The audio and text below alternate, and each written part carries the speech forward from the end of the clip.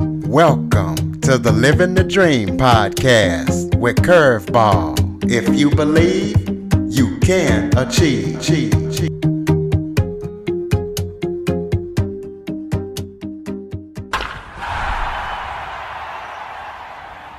Hello and welcome to another episode of Living the Dream with Curveball. I'm your host, Curveball, and today I am joined by Tracy Lamori. She is an international award-winning publicist, and we're going to be talking about empowering women and also about how to build your profile with media. Tracy, thank you for joining me today. Thank you so much for having me. I'm excited to be on and to be here with your listeners. Let's start off by introducing yourself and telling people who you are and all the awards that you've been nominated for and all the ones that you have won. Okay.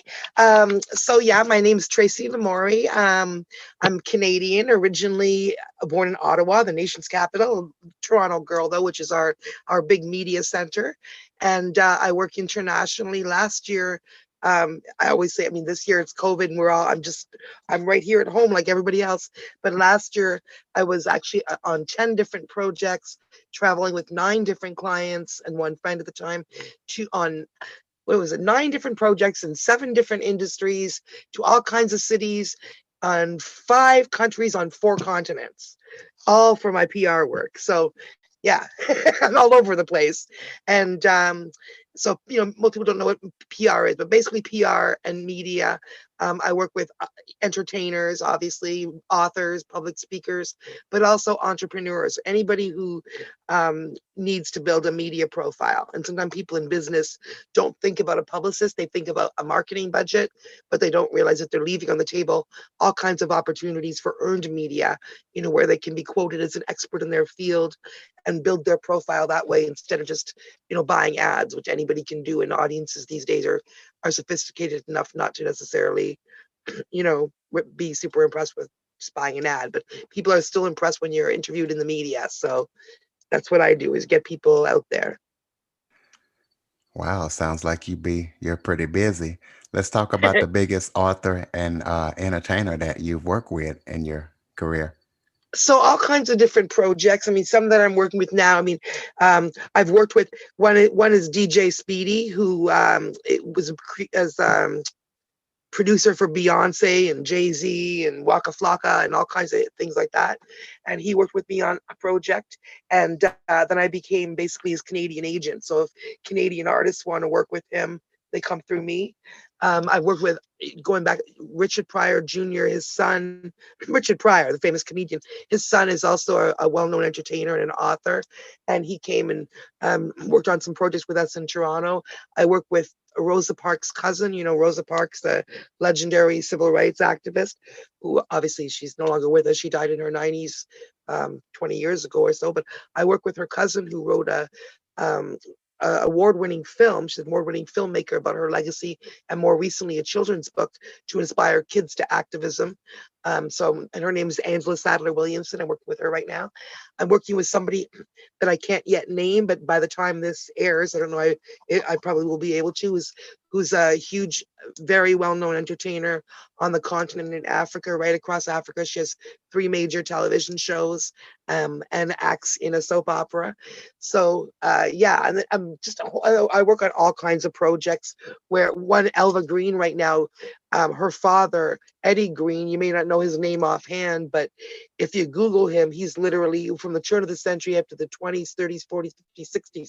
He was literally like a black entertainer, if you can imagine, in 1915, 1919. Imagine what that would have been like. And you probably don't know his name, but the song "A Good Man Is Hard to Find," I didn't realize was from 1919, and he's the man who wrote it. And, we still joke about that these days, and there's all those, other songs, you know what I mean, but that's in the vernacular. And that's Eddie Green, and I'm working with his daughter on a new book about him. So all over the place, we work with, just all kinds of different people with all kinds of important messages. A little 13-year-old girl I discovered in the summer, a little girl named Bolu, Bolu, Canadian girl, and she was inspired by or disturbed by everything going on, and inspired to speak out, and not only for Black Lives Matter, but also here in Canada we're pretty ashamed of the way we've treated our Aboriginal First Nations people. So Black Lives Matter and First Nations theme song called "Make It Right," and it says 2020, what have you become? And it's a little plaintive little 13-year-old's voice saying it's time to make it right. And yes, I work on a lot of interesting and important projects. Right now, I have about 26 active clients, and that changes by the month. But they're right across the. I'm looking at the list right now. So from entertainer to somebody who's fighting the government for access to some children's services that aren't quite going the way they should, to people who are have products like a new beard line, beard oil for men, to a paralegal that I work with, to some of the entertainers that I've mentioned, to just really, and one project I'm excited about right now is a new film.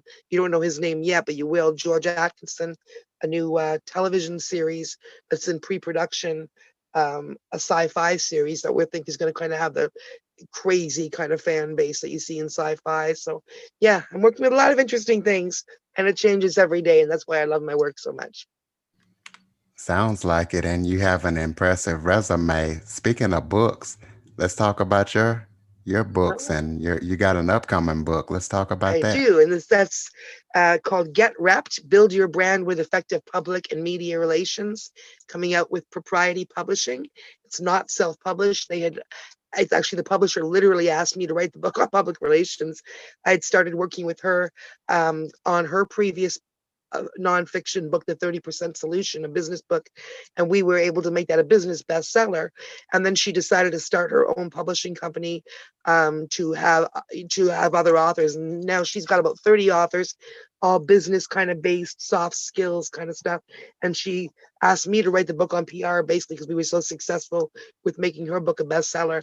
She originally asked me 4 years ago. I'm so busy serving my clients, and you know it took me so long to get the first two chapters done. Then COVID hit, and I said, okay, now would be a time to write a couple more chapters. So I'm about halfway through now, but the book has an ISBN number and a cover and everything. It's just literally waiting for me to fill up, the inside and send it to my publisher. She messaged me again today. So yeah, so that's coming out, and that basically the point of that book is to give the kind of advice that people have been asking me to speak about lately in summits and on forums and at speaking engagements and on podcasts, which is just kind of letting people know that it's not just celebrities. People think of celebrities when they think of publicists and sports stars and all that. But my book is to let people know that it's for any average person. If you're an average person that cares about a cause and you're, a good speaker about it and you want to get out there, a publicist can help you do that. If you're any kind of small business, it doesn't matter what you are. If you're in lawn care, there's somebody somewhere writing an article about that, or you have a story that we shouldn't, something about that we don't know about that we could make into a story. So no matter what somebody does, I can basically find media opportunities for them: mainstream radio, television, newspapers, and also now in the new world, also podcasts like yours, and give are fantastic because they give people a chance to tell their story and be heard as well. So kudos to you for this. This is the kind of forum that entrepreneurs, people really need, and it's great what you're doing. Well, I definitely appreciate that, and this is why I do it for guys like you who are trying to get people out there. And speaking of getting people out there, how can a person beat the lineup so they can get to the top of their field and achieve their goals? So yeah, there's a couple of different little tips what they have to know how to. So basically, what I say is think about your story, approach media. And I'm not saying you need a publicist. If you can get a publicist, if you have a marketing budget, you should have a PR budget. Basically, I would say split it up and get a publicist and see what they can do for you. If you can't do that though, I mean, when I started, my backstory is I came into PR. I learned to write a press release 20 years ago to help an innocent man named Jimmy Dennis get off a death row in Pennsylvania. Turned out he took us a long time, but he was freed in 2017. So when I first wrote my first press release, nobody taught me how to do it. I didn't have the fancy title publicist. I literally had to just go and research, and now everything's online, so you can find reporters who are in your field, that kind of thing. But so what I would say right now is, if you're give me an example of a job, like a company you might have, somebody might have, like So when I make something up, like, I mean, anything, an accountant, or real estate. I use real estate as a great example because we all know real estate agents, right? There's not one of us who doesn't know a real estate agent. And when you leave your house or apartment, you see 5 ads. So we all know how to get a hold of a real estate agent. And we also all know how much money they spend, or we see they spend a lot of money in advertising. But what 90% of real estate agents do not know is that they're leaving a whole bunch of media opportunities on the table literally every day. Because on the daily, I mean, literally daily, from outlets as big as Oprah.com to your local newspaper, we get requests specifically looking for quotes from real estate agents for everything from things like house staging to how is the market this year to, I'm not a real estate expert, so but you can imagine whatever a real estate agent can potentially be asked. We see media writing articles, looking for quotes about from them. Now you'd think they would just call up their local friend, the real estate agent, or they'd just look at the ad that they see across the street and call that agent, but they don't. They sign up to these services and ask publicists, do you guys have any clients that can speak to this? And the reason for that is you could be an expert at whatever you do, but media wants you to be an expert, but they also want to know that you give good media. Do you know how to give a quote? Are you comfortable with a camera in front of your face? Are you gonna like that as soon as they ask you a question? So it's a lot easier for media just to come to publicists to find our sources. So um, if you so what that tells you, if you don't have a publicist, though, it's still valuable information because you just need to know how to present yourself. So what we do, if a real estate agent, for example, comes to me, I'm going to say to him, okay, there's two parts of what I can do for you. One is you're going to have to learn to tell your story. So tell me about yourself and tell me about your expertise. So if you're a real estate agent and you see a story in the news, or you notice something about the marketplace, you might say it to your friend or your wife. Instead, write a press release about it. So for example, that makes you the expert. So if you've noticed that people are not buying houses next in good areas next to schools as much as they were last year, because of COVID, for example, because now everybody is educating online. I don't know that that's true, but if that was a thing and you were a real estate agent, you noticed that and you hadn't seen that in the news, but you just noticed it from your practice, then that would be an opportunity to write a topical press release where you reach out to media with you as the star. Basically, you're like, you know, agent and wherever says blah blah blah. So essentially media is always looking for stories, but the key is to understand the difference between editorial and advertorial, because most business owners think whatever they're doing is fantastic, and it might well be, but the editor also knows that you're trying to find a free ad. They're not in the business of giving you a free ad. They would love to direct you to the advertising department because they need money too.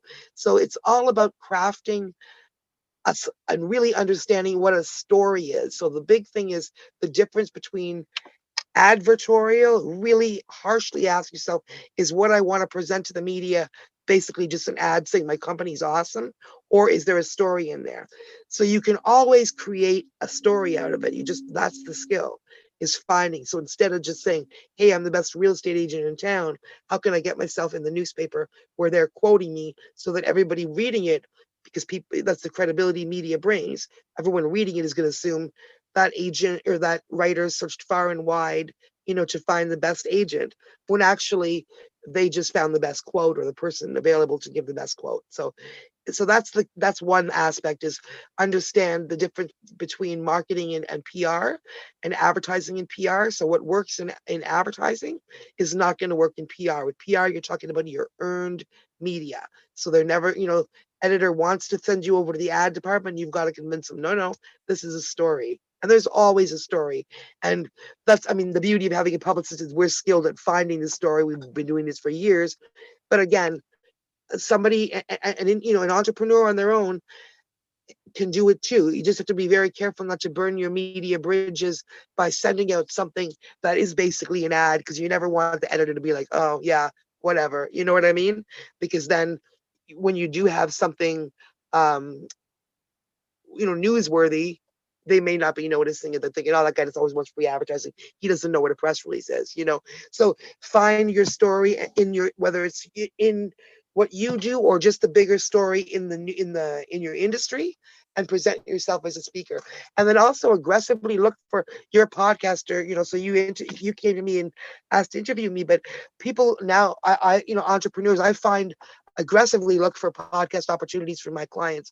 And I suggest that they do that too, because if you don't have any media presence in mainstream media yet, podcasts are a great way to show your stuff, to basically, so when a client comes to me and I can't send a press release to mainstream media saying, here, look at all their previous media. If I can set them up with some podcasts where they can speak about their passion and be interviewed and have a back and forth, well, then I can send that podcast to mainstream media and they can hear how good this person is in an interview, right? And they can say, oh yeah, I can see why I want to have them on my show. That sounds great.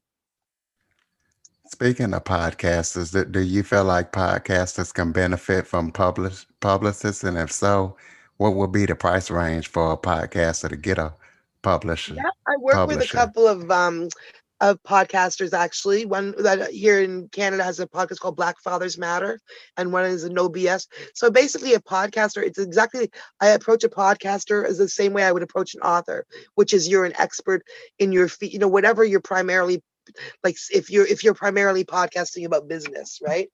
Then that makes you, now you're an expert in business by virtue of that podcast. So that podcast acts the way a book would act. So if an author comes to me, this is a perfect example of that. An author will come to me with a book, and obviously with a book, there's all kinds of media for books. Like, there might be there's reviewers that review books. There's specific things about books. But then if I want to get my client into media that does not review books, right? It's not about the book because they're not going to report, hey, a new book is released. But what they might report on is is what that, like if it's a nonfiction book, for example, I'm looking at one right now. My client wrote a book about the healthcare system in Canada. So to get this book discussed in places where they don't talk about books, just like to get you discussed in places where they're not talking about podcasts, I talk about the expert. So now the author is the one I'm presenting as a guest on other mainstream media, on podcasts, to talk about the subject of the book, not to talk about the new book being released. Hey, I've got a new book. Nobody cares. But now he's an expert on healthcare in Canada. How do we know he's an expert? Oh, he's the author of this book. So same as you. So if you were to come to me and you want to build your brand in the business world, for example, right? Like you've been doing podcasts mostly about business. That's one example. Could be anything. Then I'd be like, okay, I have several opportunities right off the top of my head where I could get you quoted in an article, like one that's recently, how to be recognized as a thought leader in your field. The Authority magazine, for example, they're doing features of like ongoing features of different businesses, and there's one that, yeah, how to be recognized as a thought leader in your field. Meet the um, the women of the C-suite was one. Meet the Black executives changing, diversity in industry was one. So there's like 10 or 12, there's all kinds of ongoing series I can pitch my client to. They get accepted because those um, editors, they know me, they like my work, they see, they're used to me giving them interesting people and good people. So 90% of the time, when somebody hires me, I know right away I can get them set up in this, I can get them set up in this, I can get them set up in this. So for the podcast question, by the end of the week after somebody hired me, they would be interviewed on another podcast about whatever their thing is. I would have already written an article about them and submitted it to my editor at Prosperity Press in California, about whatever they do. If it was you, for example, I'd learn more about you and who you are personally and what brought you to this and what's interesting about you as a person and what your interests are, and then about the podcast. So a book is like a podcast is like a book. You know what I mean? So I'd be promoting the podcast and the podcaster as an expert, just like I promote a book and the author as an expert, and find media opportunities for that author to be quoted, you know, and write press releases and all that stuff. And in terms of how much it costs, I have a sliding scale. So it depends if it's an individual or a tiny, small entrepreneur business who can't afford normal PR rates, which I completely understand, especially now. Most people can't, like most small businesses, because corporate PR rates are usually $3,000 a month, 3 months minimum, and I couldn't afford that. And most people can't. So I have packages that are $500 per month, $1,000 for 3 months, and within those are boutique packages where I do, it's not full 8 hours a day PR, obviously that price, but I do all kinds of things where I know I can get you, visibility and get some action.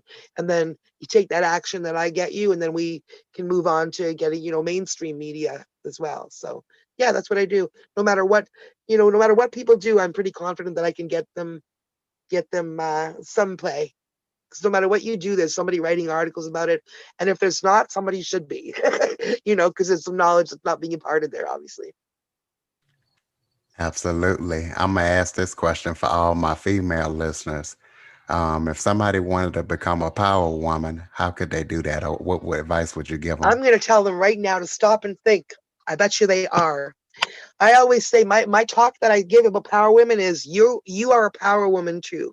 And I basically say build yourself up and then build up your brand and then tell the world about it. So we don't, as women, we really, I mean, this is not just true of only women, because sometimes men have these kind of feelings too, but it's well known that women, even hugely accomplished women, question themselves a lot. The phrase you might have heard is called oh, what do they call it? Imposter syndrome, where women that are like hugely skilled and have a resume as long as your arm, but inside their head, they're sitting at the table thinking, oh gosh, like they're, afraid to speak out, or they feel like they're going to be found out that they're not as accomplished as everybody else.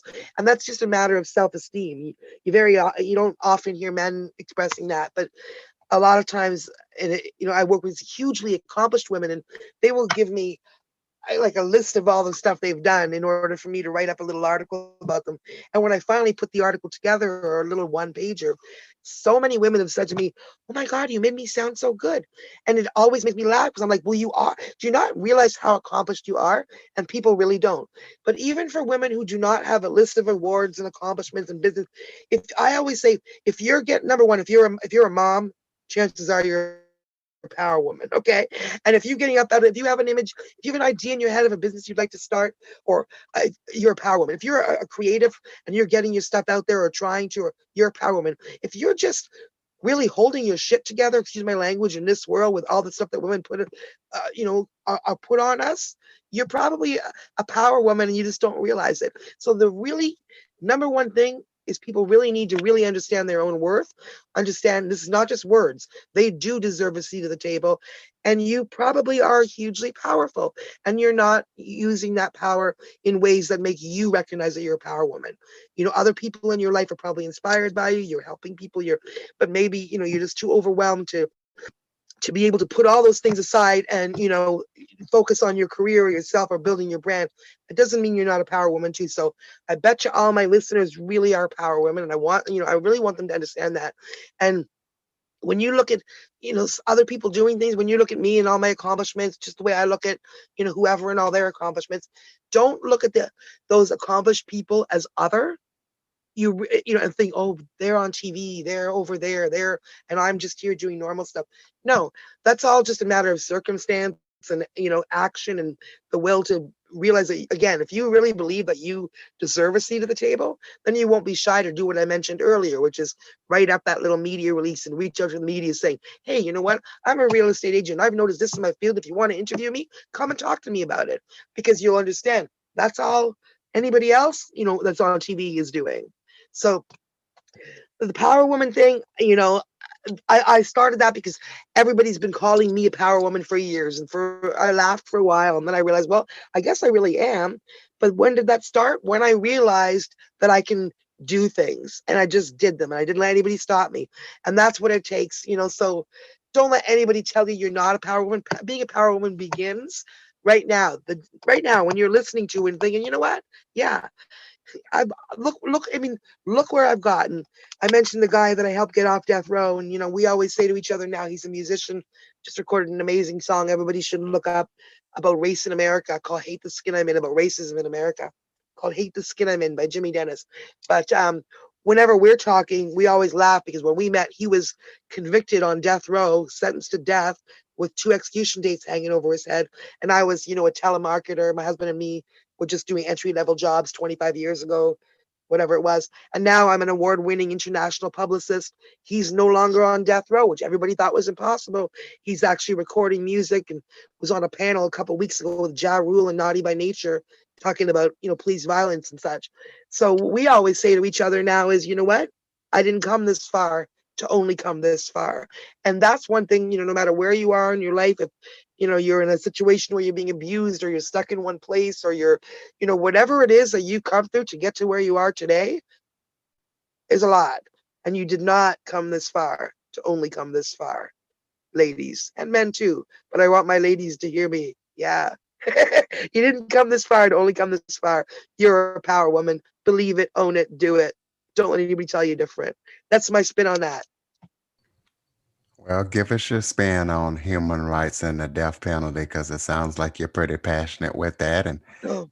you might be another Kim Kardashian here in the U.S. helping people get out of jail.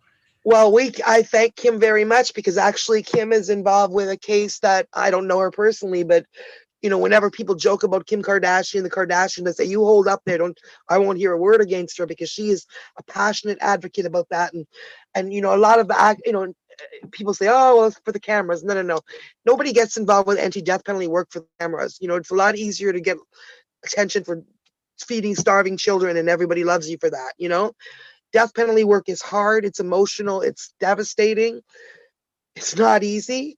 And she has not only just tweeted about it, she's not only just, but she is physically gone to cases of wrongful conviction, not only, later when everybody's applauding because the guy's off death row, but she has gone down with the family of a prisoner that is currently on death row in Texas and, Ronald Reed, and he's innocent. And his brother, his family's been doing some amazing work. And they say about her because she came physically to their house with no cameras on and she's the real thing. And he says what he says about her is, may God continue to bless and favor you. She literally helped save his life, her and Dr. Phil, because nobody was paying attention to this case for 25 years. He would have been executed. And then all of a sudden, but because of Kim Kardashian and randomly Dr. Phil, who's not, I was surprised, but I think he got involved because of Kim's work, and he looked into it and said, this is actually disturbing. That guy got a stay, which means he was not executed last year. He's still on death row. He's still at risk of being executed, and Kim is still active in the case. But so she has a heart. Exactly. She's for real.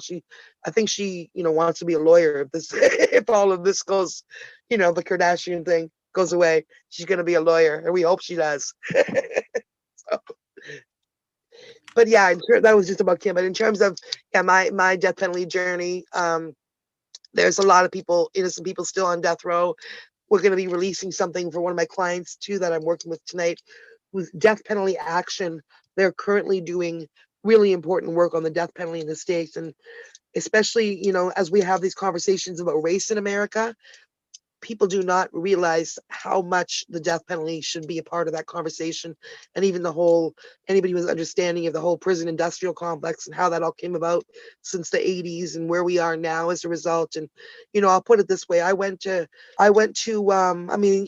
Jimmy Dennis, he will say, when he talks about this, he talks about Black people, Hispanic people, and poor white people. That's what he says. And I always say, because that's who he saw in death row. But then when I say, really, it's really more of a racial issue than you give credit for when you say that, but I guess it's financial. And that's when it comes down to economic and financial as well. But race is a huge, huge part of it. And I know I was never so shocked as when I went to visit Jimmy Dennis when he was still on death row. We went to visit him in 2003 in Pennsylvania. And we walked into the visitors section, and there was maybe 30 people there, waiting to visit probably 15 different prisoners who were behind their little glass. And this is in America. And I walked in there, and every single person in the room, so it was all family members of the prisoners being visited on the first day. We were there 2 days. First day, out of like 30 people visiting a death camp, right? This is a death camp. Everybody was Black or Hispanic. Not one white prisoner was in there. And I was like, so this is America's death camp, huh? Interesting demographics. So, because that's who they kill. That's who they throw. And then the next day, there was like one white guy, and I was like, wow, they actually have a white guy on death row. And do you know what? He was a serial killer. So yeah, you might get a white guy there, but and I shouldn't say that. There are a lot of white people on death row. But if you look at the numbers, it's hugely racial based. And victimology is part of that. It's not only who the killer is, but it's how America values the victims is where you see racism in the American death penalty too, which is it is almost impossible. It's very, very rare to see a white person get a death penalty for killing a black person. But you see, I mean, a whole bunch of black people, you dare to kill a white person, that's where you get the death penalty, right?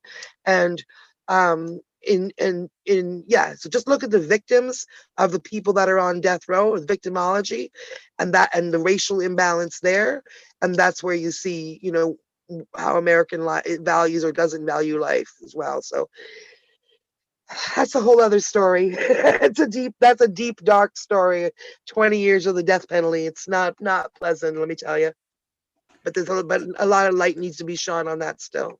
And so I would just ask activists, people who care about social justice issues, people who are not thinking about that as a social justice issue, but people who are otherwise concerned about racial imbalance and Black Lives Matter and all that stuff, take a look at what they're doing in your name, the death penalty, because that's a scary story, and it says a whole lot in a nutshell, and nobody pays attention because you know it's just death row prisoners, right?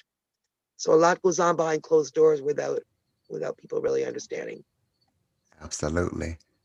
For people looking to start up entrepreneurship or to own their own business, describe the type of mindset that they would have to have.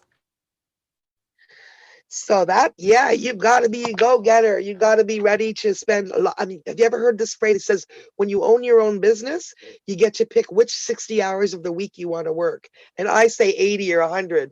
So you've got to be passionate about what you do. And so much so that it almost is your life, not to the exclusion of your family and friends, but I mean, it's almost like there's no separation between, I mean, what you do because you love it so much. That should be what you go into as an entrepreneur, because entrepreneurship is hard work. It's you got to do the work that you're good at, the servicing your customers or whatever it is that you're doing, and then you've got to learn how to run a business, and that's a learning curve too. And recently I'm in a brand new learning curve after 8 years of general partnership, because we just incorporated. So now I'm literally, the shareholder and the director and the senior publicist and all that stuff. So incorporation is a whole new world. But again, that's part of the next step of the entrepreneur life. A lot of entrepreneurs stay at being entrepreneur because we're comfortable there, and that's where I was pretty comfortable at that. So to suddenly switch over and to take the next step into becoming corporate is something a lot of us never do. But I'm learning now that it's really a good idea to do that, in terms of not just for the little tax benefits and all that, but in terms of growing your business in the international marketplace and really having, being viewed as like corporations will want to do business with other corporations, kind of thing. So it elevates you from entrepreneurs are mostly doing business with other entrepreneurs or small businesses is what I feel. And then once you are at a corporate level, governments are doing business with you. So yeah. But Absolutely. I'm ethics. It's funny because I came to PR, from activist work. So I'm very strongly ethics first. And nothing will ever change that. So I can't imagine myself being one of these big corporate PR companies that actually represents governments, because governments aren't always ethical, and then you have to lie or change, or, I don't want to ever be in a position. That's not the kind of PR I do. I don't want to spin. What I do is find people who need their stories and voices amplified, and it's either something I'm really passionate about, like the activist work, like the Black Lives, Matter, like Bolu, the little singer, or Rosa Parks' cousin, or things like that. Or it's just, I'm passionate also about people being able to create their own lives and not have to be independent on, not be dependent on some big business, to live, right? So people don't realize how easy, like right now, I think it's a lot easier to build a business than it is to sit there and wait for somebody to pay you, because that can be cut off really quickly. And yeah, a client can fire me, but if I have 15 clients, there's not one client that can do me any harm by firing me. You know what I mean? So you can diversify, you can just have faith. Everything in this world comes down to having faith in yourself. Everything does, for real. This is no, I'm not one of those positive thinker, the book, whatever, the secret people, but the reality of life, and really believe you can, if you don't believe in yourself that you can do it, you just can't do it. Once you believe that you can do it, then you're going to take the first step to do it. And the way world works is when you take that first step, somebody will come and meet you on the second, or you'll be a little bit closer so you can see a little further. So now you see what your second step is, and that's what it is. So really believe in yourself. Don't wait for later. You don't need $1 million to start a business. I guess it depends what your business is, but as a service-based business, I started 10 years ago in a crappy apartment with an internet connection and a really old desktop computer. Zero funding, nothing but the internet and my brain. Nothing. And this, in that little box we have in front of us now in the internet, there's a whole world of opportunity. So if you can learn how to navigate that, and communication and networking and everything else is key, and then doing amazing work, and people will refer you. Now all of my business is referral based, and that's the goal. And now I can turn business away, and that's after 8 years. So everybody can do it too. It's just a matter of, it takes a lot of hours and a lot of time and a lot of devotion and a lot of strategy and everything. But it's not harder than the work that you're putting in for somebody else at an office somewhere. As the intro of this podcast says, if you believe, you can achieve. Absolutely. There you go. Are there any other That's why your topics messaging that is so important. It's so true. People hear this, and I really hope that people do, understand that from all the stories that you present them all the time, right? And it's easy for us to listen to people say these kind of things and think, oh yeah, I've heard that before. Yeah, yeah, yeah, positive thinking. And I mean, positive thinking, that kind of that messaging can be toxic. I'm not just saying think positive all the time. I'm not saying that, but I'm saying believe in yourself. Number one, act ethically and act in accord with those beliefs. And then other people will believe in you. If you believe in yourself and always act ethically, then other people will start to believe in you, and then you're going to have those people around you that are supporters, that are business, that are associates, that are recommending you, that are so that's that. are there any other topics that we haven't discussed that you would like to discuss? No, I feel bad that I just keep ranting. I know I'm just talking a lot, but you're asking really good questions, so I'm just like blah, blah, blah. But no, I guess that's all. I'd love people to follow me on Instagram, because there's always new messaging that I'm doing for, again, the most important things to me are the ones that make a difference. And again, I'd like to close with Jimmy Dennis. I learned how to write a press release to try to get Jimmy Dennis off of death row. It happened not just because of me, but because of the legal team and all the people devoted to him for years.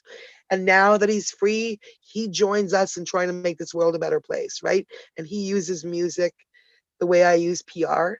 And so I would, that would be my close.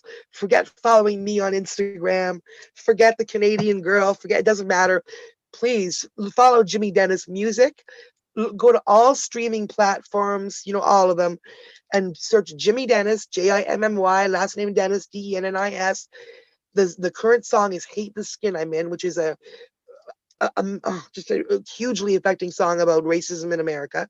And he's got two previous songs, You Went and Did It, and You Said, and they're all available. And, so that's literally right there. If you can believe it, you can achieve it. He has a shirt that says "Never, ever, ever give up." We used to talk when he was on death row on the phone, and everyone thought we were crazy. He's not there now. He's recording, and he's got a voice. So my biggest wish in life is that people listen to that voice. So again, forget coming and following me. Follow Jimmy Dennis music. Please search Jimmy Dennis on all music platforms. Download that song "Hate the Skin I'm In," and yeah, and I hope that things get better in America. I mean, we're not perfect here, but we're looking down there and it's just terrifying. So, my friends and neighbors down there, we hope that you guys heal. Absolutely. And go ahead and give out some contact information so if people want to connect with you or use your services. Okay, thank you. So that would be my email is lamoripr@gmail. I'll spell that because it's a weird name, but it's basically Lamour, like French love with IE at the end. So LAMOURIEPR@gmail.com, or they can visit my website, Lamori Media, again, LAMOURIE media.com. Find me on Facebook where I literally live, Tracy Lamori. Instagram, I'm Tracy Lamori PR Media. Maybe you can put the spelling in my name, I guess, so they can see how to do that. And yeah, they can join me, friend me, contact me. I'm absolutely, no matter how busy I am, I'm always interested in interesting new projects. So, talk to me about it. And interesting could be, it does not have to be a rock star. It could be an interesting product. It could just be an entrepreneur who is an interesting person, or a person who in their life has done this and now they want to do this and they need to pivot. I'd be happy to help them do that. So my power ladies and power ladies to be, and my ethical men and the guys out there, everybody who wants to change the world or do some good stuff with their business, as long as you're ethical, I'm your publicist. Ladies and gentlemen, Tracy Lamore. Tracy, thank you so much for joining me. Great interview. Thank you so much. I really appreciate being on the air. Thanks, everybody. For more information on the Living the Dream podcast, visit www.djcurveball.com. Until next time, stay focused on living the dream.